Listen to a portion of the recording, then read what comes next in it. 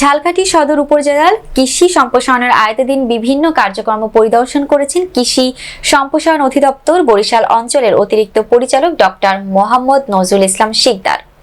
সোমবার দিনব্যাপী সদর উপজেলার কৃষক মাঠ স্কুল ও মাঠ দিবস সহ বেশ কয়েকটি কার্যক্রম পরিদর্শন করেন। এই সময় ঝালকাঠি খামারবাড়ির উপপরিচালক মোহাম্মদ মানিরুল ইসলাম, অতিরিক্ত উপপরিচালক ইসরাত জাহান মিলি, ঝালকাঠি সদর উপজেলা কৃষি অফিসার আলী আহমেদ সহ অনেকে উপস্থিত ছিলেন।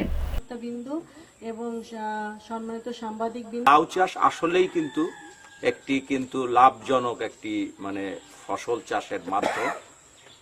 তো শুধু লাউ না, যে কোনো ফসলই কিন্তু একমাত্র কৃষিই পারে আপনাকে কিন্তু আয় বাড়াতে, আপনার আর্থসামাজিক অবস্থার পরিবর্তন ঘটাতে।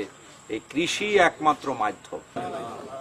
আজকে যে প্রকল্পের উপর ভিত্তি করে এই যে সে লাউ প্রদর্শনী সেটা মাঠ দিবস হতে যাচ্ছে, সে জায়গায় একটু কথা আমাদের মনে রাখতে হবে।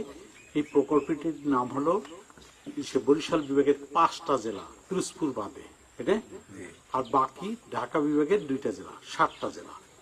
7টা জেলার নামও মনে রাখতে হবে নাকি? একটু রাখি যে প্রকল্প বরিশাল, পটুয়াখালী, বরগুনা, ঝালকাঠি। এইটার কারণ হলো যে শস্যের নিবিড়তা কি, কৃষির সাথে আমরা জড়িত আছি, তা কিছু কিছু জিনিস আমাদের জানা দরকার নাকি? রাস্তার ধারে সবজি লাউ প্রদর্শনী মাঠ দিবস অনুষ্ঠানে উপস্থিত আছে আমাদের সকলের প্রিয় এবং আমাদের বরিশাল অঞ্চল আন্তরিকভাবে ধন্যবাদ জ্ঞাপন করছি। আজকের এই মাঠ দিবস অনুষ্ঠানে সম্মানিত বিশেষ অতিথি হিসেবে উপস্থিত আছেন আমাদের ঝালকাঠি জেলার সম্মানিত উপপরিচালক জনাব মোহাম্মদ মনিরুল ইসলাম স্যার। উপস্থিত আছেন আমার শ্রদ্ধেয় অতিরিক্ত উপপরিচালক শস্য জনাব ইসরাত মিলি স্যার। এছাড়াও আমার কৃষি সম্প্রসারণ অফিসার আমার